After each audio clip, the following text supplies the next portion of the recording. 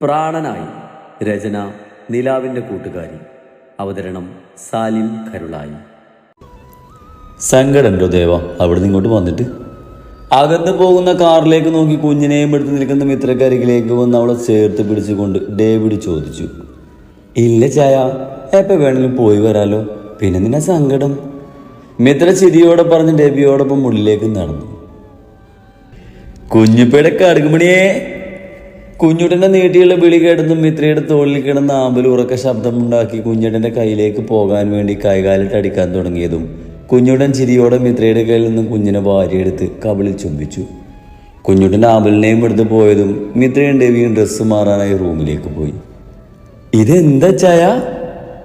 റൂമിലെത്തിയതും ഉള്ളിലേക്ക് കയറിയ മിത്ര ചുറ്റും നോക്കി കണ്ണ് പിടർത്തിക്കൊണ്ട് ചോദിച്ചു. ചുവരെല്ലാം പുതിയ പെയിന്റ് അടിച്ച് ജനൽവാതിലിന് പുതിയ കർട്ടൻ തൂക്കിയിട്ടുണ്ട്. കൂടെ ബെഡിനോട് ചേർന്നൊരു മരം കൊണ്ടുണ്ടാക്കിയ തൊട്ടിലും ബേബി ബെഡും ടോയ്സും അങ്ങനെ എന്തൊക്കെയോ റൂമിലുണ്ട്. ഇതൊക്കെ അവന്മാരുടെ പണിയാ ദേവാ. മിത്രയെ പിന്നിൽ നിന്നും പുണർന്നുകൊണ്ട് ഡെവി പറഞ്ഞതും മിത്ര ചിരിച്ചു. കൊള്ളാം. ചുറ്റും ഒരിക്കൽ കൂടെ കണ്ണോടിച്ചുകൊണ്ട് മിത്ര പറഞ്ഞതും ഡേവിഡ് അവളെ തിരിച്ചു നിർത്തിയതും ഒപ്പമായിരുന്നു. നീയും കൊള്ളാം, ഇപ്പോൾ ഒന്നുകൂടെ സുന്ദരിയായിട്ടുണ്ട്. കണ്ടിട്ടേ കടിച്ചു തിന്നാനാ തോന്നുന്നത്.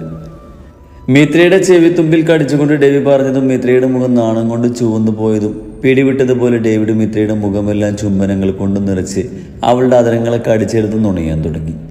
ചുറ്റും വിസ്മരിച്ച് ഇരുവരും ആ ചുംബനത്തിൽ ഇരിക്കിച്ചേർന്നു.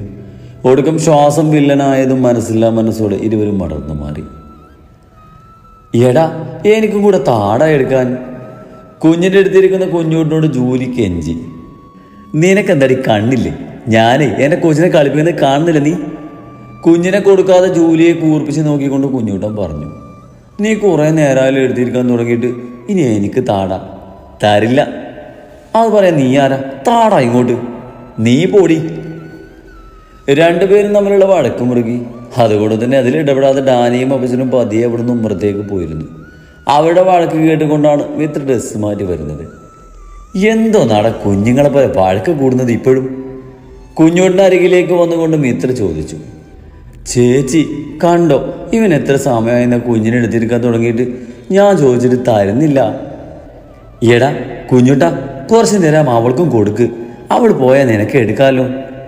ഓ കൊടുക്കാം. ആദ്യം ഇവളോട് പോയി കൈകരിക്ക് വരാൻ പറ, ഇല്ലെങ്കിൽ അണുക്കളൊക്കെ കുഞ്ഞിൻ്റെ മേലെ കയറും. കുഞ്ഞുട്ടൻ പറഞ്ഞത് കേട്ടതും ജൂലി അവനൊന്ന് കൂർപ്പിച്ച് നോക്കിക്കൊണ്ട് വേഗം പോയി കഴുകരിക്ക് വന്നു. അതേ, കുഞ്ഞിൻ്റെ കവിളിൽ ഉമ്മ വെക്കരുതേ.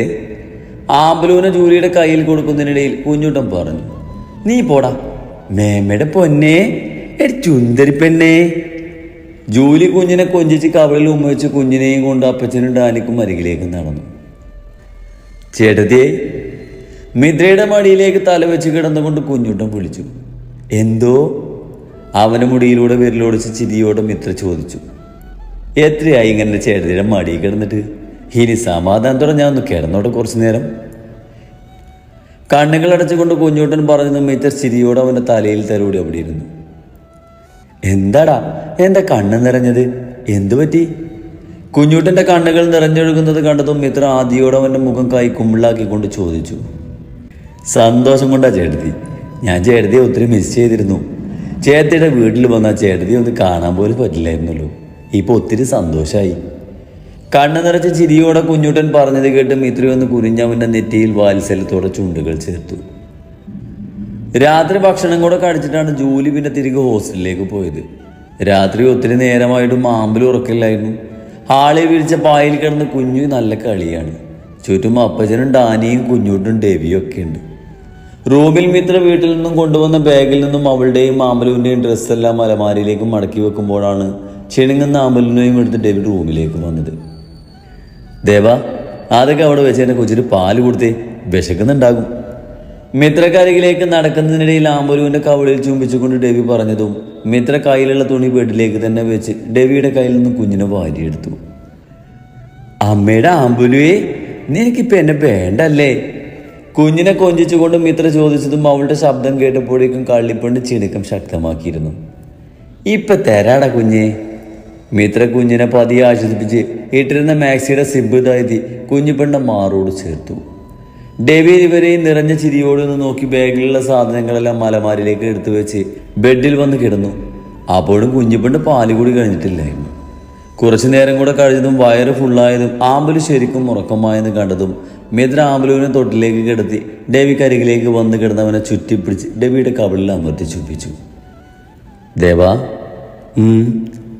ഡേവിയുടെ മുഖത്തെല്ലാം ചുണ്ടുകൾ ചേർത്തുകൊണ്ട് മിത്രം മൂടി. ആണെങ്കിൽ കിടക്ക് വച്ചേ. എന്നാൽ മിത്ര അതൊന്നും കേട്ടിരുന്നില്ല.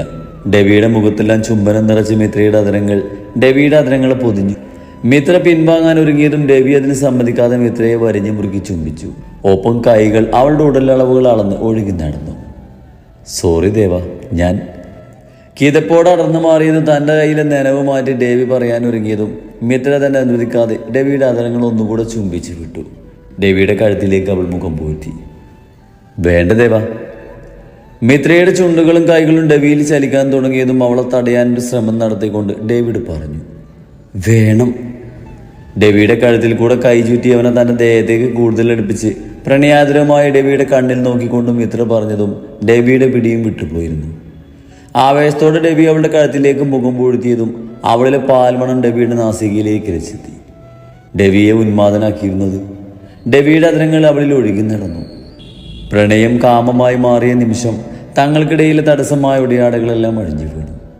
തൻ്റെ കുഞ്ഞിന് ജന്മം നൽകിയതോടെ തൻ്റെ പെണ്ണിൻ്റെ ശരീരത്തിൽ വന്ന മാറ്റങ്ങൾ ഡേവിയും അറിഞ്ഞു. അതെല്ലാം കാണുമ്പോൾ ഡേവിയിൽ മിത്രയോടുള്ള പ്രണയം കൂടി സ്നേഹചുംബനം കൊണ്ട് അവൾ നിറച്ചു. അവളിലെ പെണ്ണിനെ ഉടുത്തി ഡേവി പതിയെ അവൾക്ക് നോവാത്ത വിധം ചെറു ചാറ്റൽ മഴ പോലെ മിത്രയിലേക്ക് പടർന്നു. മാസങ്ങൾക്ക് ശേഷമുള്ള കൂടിച്ചേരലായതുകൊണ്ട് ഇരുവർക്കും എത്രയും അറിഞ്ഞിട്ടും മതിയാകുന്നുണ്ടായിരുന്നില്ല. ഒടുക്കം ആമ്പല് വിശന്ന് കരഞ്ഞെണീറ്റപ്പോഴാണ് ഇരുവരും നടന്നു മാറിയത്. പിറ്റേന്ന് മുതൽ ആമ്പലുള്ളത് കൊണ്ട് എല്ലാവർക്കും ജോലിക്ക് പോകാൻ മടിയായിരുന്നു. മിത്രയ്ക്ക് പേടിയായതുകൊണ്ട് ജോലിക്ക് പോകും മുമ്പ് കുഞ്ഞിനെ കുളിപ്പിച്ചതൊക്കെ ഡേവിയായിരുന്നു. കുളിപ്പിച്ച് കഴിഞ്ഞാൽ കുഞ്ഞിന് ഡ്രസ്സിട്ട് കൊടുക്കുന്നതും പൊട്ടു തൊട്ട് കൊടുക്കുന്നതും സുന്ദരിയാക്കുന്നതെല്ലാം കുഞ്ഞുട്ടിൻ്റെ ഡ്യൂട്ടിയാണ്. വീട്ടിലെ പണികൾ സർവ്വതും തീർത്തിട്ടാണ് ഡേവിയും ഡാനിയും കുഞ്ഞുട്ടിനെല്ലാം ജോലിക്ക് പോകുന്നത്. അവർ പോയി കഴിഞ്ഞാൽ ഐസക്കാകും മിത്രക്കും കുഞ്ഞിനും കൂട്ടുണ്ടാകുക. കൊച്ചുമകൾ വന്നതോടെ ഐസക്ക് സൂപ്പർ മാർക്കറ്റിലേക്കുള്ള പോക്ക് നിർത്തിയിരുന്നു. അപ്പച്ചൻ വീട്ടിലുള്ളത് കൊണ്ട് കുഞ്ഞിന് പാല് കൊടുക്കുകയല്ലാതെ മറ്റൊരു ജോലി മിത്രക്കില്ല. അതുകൊണ്ട് തന്നെ താൽക്കാലികമായി നിർത്തിവെച്ച ഡാൻസ് ക്ലാസ് മിത്ര വീണ്ടും തുടങ്ങിയിരുന്നു. ഇതിൻ്റെ ഇടയിൽ കുഞ്ഞിൻ്റെ മാമോദിസയും നടത്തി. ദിവസങ്ങൾ വീണ്ടും കടന്നുപോയി. എല്ലാവരുടെയും ചെല്ലക്കുട്ടിയായി ആമ്പല് വളർന്നു. ആമ്പല് വന്നതിൽ കുഞ്ഞുട്ടൻ പഴയ കുഞ്ഞുട്ടിലേക്ക് തിരിച്ചു വന്നത് എല്ലാവരെയും കൂടുതൽ സന്തോഷിപ്പിച്ചു. ഇരു വീട്ടുകാരും താഴത്തും തറയിലും വെക്കാതെ കൊണ്ടു നടക്കുന്നത് കൊണ്ട് അതിൻ്റെ കുസൃതിയും കുറുമ്പും വാശിയും എല്ലാം ആമ്പലിന് ആവോളുണ്ട്. എത്രയൊക്കെ ആയാലും ആളമ്മക്കുട്ടിയാണ്. ഇതിൻ്റെ ഇടയിൽ രാധുവിനൊരു പെൺകുഞ്ഞ് ജനിച്ചു. ധ്വനി കശ്വി എന്ന കല്ലുമോള്. ആമ്പലിനേക്കാൾ 6 മാസത്തിൻ്റെ എളിമയുള്ള കല്ലുമോൾക്ക് 3 ഏട്ടന്മാരുടെയും കണ്ണിലുണ്ടിയാണ് കല്ലുമോള്. ഡേവിയുടെ മുഖച്ചായയും മിത്രയുടെ സ്വഭാവം കിട്ടിയ ആമ്പലിന് ഇപ്പം 3 വയസ്സ് കഴിഞ്ഞു. 3 വയസ്സായെങ്കിലും അതിലുള്ള വലിപ്പമൊന്നും ആശാട്ടിക്കില്ല. കുഞ്ഞുട്ടൻ വിളിക്കും പോലെ ആമ്പൽ ഇപ്പോഴൊരു കടുക്കുമണിയാണ്. അതോടെ മിത്ര വീണ്ടും അടുത്തുള്ള ബാങ്കിൽ ജോലിക്ക് പോകാൻ തുടങ്ങിയിരുന്നു. കൂടെ ആമ്പലിന് അങ്കനവാടിയിലും ആക്കും. ഡാനി പോകുന്ന റൂട്ടിൽ രാധുവിൻ്റെയൊക്കെ വീടിൻ്റെ അടുത്താണ് അംഗനവാടി. പക്ഷേ അപ്പോഴൊന്നും അംഗനവാടി തുറക്കാത്തത് കൊണ്ട് ആമ്പലുവിൻ രാധുവിൻ്റെ അടുത്താക്കും. കല്ലുവിനപ്പോൾ രാധുവാണ് ആമ്പലുവിനെ അംഗനവാടിയിൽ കൊണ്ടുവിടുന്നതും വൈകിട്ട് വിളിച്ച് കൊണ്ടുവരുന്നതും. കല്ലുവും ആമ്പലും നല്ല ഫ്രണ്ട്സ് ആയതുകൊണ്ട് തന്നെ ആരെങ്കിലും വിളിക്കാൻ വരുന്നത് വരെ ആമ്പല് രാധുവിൻ്റെ അരികിൽ നിൽക്കും. അധികവും ഡേവിയും മിത്രയുമാണ് നേരത്തെ വരുന്നത്. അവർ പോകുമ്പോൾ ആമ്പലിനെയും കൂട്ടിക്കൊണ്ടു പോകാനാണ് പതിവ്. ഇതിൻ്റെ ഇടയിൽ ചെയ്ത തെറ്റിനുള്ള എല്ലാം ഏറ്റുവാങ്ങി പാട്ടി മരണത്തിന് കീഴടങ്ങിയിരുന്നു. ഡാനിക്കും കുഞ്ഞുട്ടും കൂടെ ജോലി കിട്ടിയതും വീട്ടിലെ പ്രാരാബ്ദങ്ങളൊക്കെ മാറിയതും മൂവരും കൂടെ ആദ്യമുള്ള വീടിൻ്റെ അടുത്തായി തന്നെ 2 നിലയുള്ള പുതിയൊരു മോഡൽ വീടുണ്ടാക്കി എല്ലാവരും അതിലേക്ക് താമസം മാറിയിരുന്നു. അമ്മച്ചിയുടെ ഓർമ്മകളുള്ളതാണ് പഴയത് വീട്.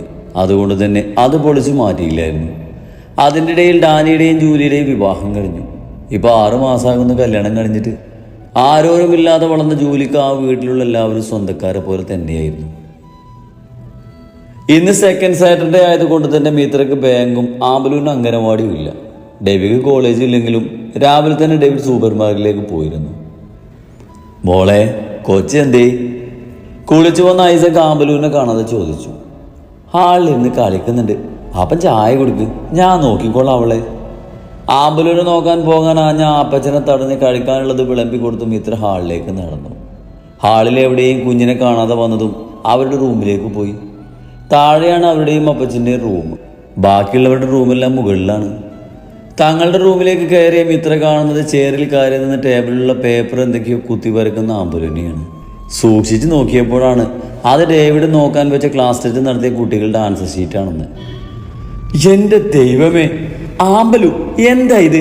നിന്റെ കുറുമ്പ് കൂടുന്നുണ്ടേ, അതിങ്ങ് തന്നെ കാണുന്ന പേപ്പറെല്ലാം വാരി ചുറ്റി നെഞ്ചോട് ചേർത്ത് നിൽക്കുന്ന ആമ്പലിന് നേരെ കൈ നീട്ടിക്കൊണ്ട് മിത്ര പറഞ്ഞു. നീ പോ ആമ്പലു, മര്യാദക്ക് അങ്ങ് തന്നു, ഇല്ലെങ്കിൽ അപ്പം വന്ന അടി കിട്ടുവേ. ആമ്പല് കൊടുക്കാൻ കൂട്ടാക്കാതെ പറഞ്ഞു. ആമ്പലു പറഞ്ഞ കേൾക്ക്. മിത്ര പറഞ്ഞിട്ടും ആമ്പല് കേട്ടില്ല. ദേഷ്യം വന്ന മിത്ര കുഞ്ഞിക്കൈയിൽ ചെറിയൊരു അടി വെച്ച് കൊടുത്തു ഇത്തിരി ബലമായ ആമ്പലുവിൻ്റെ കയ്യിൽ നിന്ന് മാൻസ ഷീറ്റ് എടുത്ത് വാങ്ങി വെച്ചു. ഞാൻ പാഞ്ഞു കൂക്കും. തൻ്റെ അമ്മ തന്നെ ആദ്യമായി അടുത്ത വിഷമത്തിൽ മിത്രയെ നോക്കി വിതിപ്പിക്കൊണ്ട് ആമ്പല് പറഞ്ഞു. നീ ആരുടെ വച്ചാൽ പോയി പറഞ്ഞു കൊടുക്ക്. മിത്ര കൂസലില്ലാതെ പറഞ്ഞതും ആമ്പല് കരഞ്ഞുകൊണ്ട് അവിടുന്ന് ഓടിപ്പോയി. പാപ്പാ. ഭക്ഷണം കഴിക്കുന്ന ഐസക്കിൻ്റെ അരികിലേക്ക് കരഞ്ഞുകൊണ്ട് ഓടി വന്ന് ആമ്പല് വിളിച്ചു. അപ്പാപ്പൻ്റെ കുഞ്ഞ് എന്തിനാ കരയുന്നേ? തൻ്റെ അടുത്തേക്ക് വന്ന ആമ്പലിനെ വാരിയെടുത്ത് മടിയിലേക്ക് ഇരുത്തിക്കൊണ്ട് ഐസക്ക് ചോദിച്ചു. മച്ചു. കുഞ്ഞി കൈ കാണിച്ചുകൊണ്ട് ആമ്പല് പറഞ്ഞു. ആഹാ, അവളെ അടിച്ച എൻ്റെ കൊച്ചിനെ. സാരല്ല കേട്ടോ, അപ്പാപ്പൻ അമ്മയെ വഴക്ക് പറയാട്ടോ. അപ്പാപ്പൻ്റെ കുഞ്ഞ് കരയണ്ട. കുഞ്ഞിക്കവളിലെ കണ്ണീർ തുടച്ചു കൊടുത്തുകൊണ്ട് ഐസക്ക് പറഞ്ഞതും ആമ്പല് സന്തോഷത്തോടെ തലകുലുക്കി. ഹെടി കള്ളിപ്പെണ്ണേ. കുഞ്ഞിൻ്റെ സന്തോഷം കണ്ടതും അപ്പച്ചൻ കുഞ്ഞിനെ കിളിയിട്ട് കയ്യിലുള്ള കുഞ്ഞുള്ള ആമ്പലുവിൻ്റെ വായിലേക്ക് വെച്ചു കൊടുത്തു. വാതിലിൻ്റെ അടുത്ത് ഇതെല്ലാം കണ്ടിരുന്ന മിത്ര ചിരിയോടെ റൂമിലേക്ക് തന്നെ തിരികെ നടന്നു. മിത്ര അടിച്ചത് വെറുതെ വിടാൻ ആമ്പല് ഒരുക്കല്ലായിരുന്നു. കൈയൊടിഞ്ഞതുപോലെയായിരുന്നു പെണ്ണിൻ്റെ ഭാവം. ഐസക്കിൻ്റെ ഫോണിൽ നിന്നും അവളുടെ അപ്പൂപ്പനും അമ്മൂമ്മക്കും വിളിച്ച് മിത്ര അടിച്ചത് പറഞ്ഞ് അവരുടെ കയ്യിൽ നിന്ന് കുഞ്ഞിപ്പെണ്ണ് മിത്രക്ക് വഴക്ക് വാങ്ങി കൊടുത്തിരുന്നു. വൈകിട്ട് ഡാനിയും ജൂലിയും കുഞ്ഞുണ്ടൊക്കെ ജോലി കഴിഞ്ഞ് ഉമ്മറത്തേക്ക് കയറും മുമ്പ് തന്നെ ആമ്പല് തൻ്റെ അമ്മ അടിച്ചെന്ന പരാതിപ്പെട്ടിയുമായി അവർക്ക് അടുത്തേക്ക് എത്തിയിരുന്നു. ഇരു വീട്ടുകാർക്ക് തമാശക്കാണെങ്കിൽ പോലും ആമ്പലുവിനെ വഴക്ക് പറയുന്നതും കളിയായി തല്ലുന്നതും ഇഷ്ടമല്ല. അതിൻ്റെ ഒരു അഹങ്കാരം ആശാട്ടിക്കുണ്ട്. ദേവാ. ഉണങ്ങിയ തുണികളെല്ലാം ഇത്ര മടക്കി വെക്കുമ്പോഴാണ് അവളെയും വിളിച്ച് ആമ്പലുവിനെയും എടുത്ത് ഡേവിഡ് റൂമിലേക്ക് വന്നത്. ദേവാ, നീ ഇന്ന് എൻ്റെ കൊച്ചിനെ അടിച്ചോ? ആ, അടിച്ചു. ഇനി ഈച്ചാനും കൂടെ പറയാനുള്ളത് പറ. നിങ്ങൾ മാത്രമേ ഇനി ബാക്കിയുള്ളൂ. ഡെബിയുടെ കയ്യിലിരിക്കുന്ന ആമ്പലുവിനെയും ഡെബിയോ എന്ന് നോക്കി വലിയ ഭാവമാറ്റില്ലാതെ മിത്ര പറഞ്ഞു. എന്തിനാണ് നീ എൻ്റെ കൊച്ചിനടിച്ചത്? കുറുമ്പ് കാണിച്ചിട്ട്. ഈച്ചായം കൊണ്ടുവച്ച ആൻസർ ഷീറ്റിലെല്ലാം ഇവൾ കുത്തി വരഞ്ഞ് വെച്ചിട്ടുണ്ടേ. അപ്പോ ഞാൻ കുറ്റിച്ചില്ല. പിന്നെ ഞാനാണോ ആൻസർ ഷീറ്റിലൊക്കെ കുത്തി വരഞ്ഞത്? വന്ന ശരിയാക്കി ആമ്പലുവിനെ നോക്കിക്കൊണ്ടും മിത്ര ചോദിച്ചതും ആമ്പലു അതേന്ന രീതിയിൽ തലയാട്ടിയതും മിത്ര കള്ളദേശത്തിൽ ആമ്പലുവിനെ കൂർപ്പിച്ച് നോക്കി. മിത്രയുടെ നോട്ടം കടന്ന് സങ്കടത്തിൽ ചുണ്ടു ചുളുക്കിക്കൊണ്ട് ആമ്പല് വിളിച്ചു. ആഹാ, എൻ്റെ കൊച്ചിനെ നോക്കി പേടിപ്പിക്കുന്നോ നീ? എൻ്റെ കൊച്ചി എഴുതി പഠിച്ചതല്ലേ, അതിനെ അടിക്കണോ? നീ എൻ്റെ കൊച്ചിനെ അടിച്ചാലേ നിന്നെ ഞാൻ ശരിയാക്കുവേ. മിത്രയുടെ ഇടുപ്പിൽ പിച്ചിക്കൊണ്ട് ഡേവിഡ് ചോദിച്ചതും മിത്രയൊന്ന് എരിവ് വലിച്ചു ഉയർന്നു പൊങ്ങി. ആ ഇച്ചായ വിട്. മിത്ര ഡെബിയുടെ കൈകൾ തട്ടിമാറ്റി അവനെ കൂർപ്പിച്ച് നോക്കി. മുൻപ് ഞാനൊന്നും അറിയാത്തൊരു ആൻസർ ഷീറ്റിലൊന്ന് വരച്ചതിന് ഇച്ചായൻ എന്തൊക്കെയാണ് പറഞ്ഞത്? ഇപ്പൊ കുഴപ്പമൊന്നുമില്ലല്ലേ ഇച്ചായന്? എൻ്റെ കൊച്ചേ കുഞ്ഞല്ലേ, അറിയാതെ പറ്റിയതാ. ഡെവി പറഞ്ഞത് കേട്ട് മിത്രയുടെ മുഖം പരിഭവത്തിൽ വീർത്തു. അത് ഡെവി കാണുകയും ചെയ്തു. ഇപ്പൊ സന്തോഷമായോ അപ്പയുടെ ആമ്പലിന്?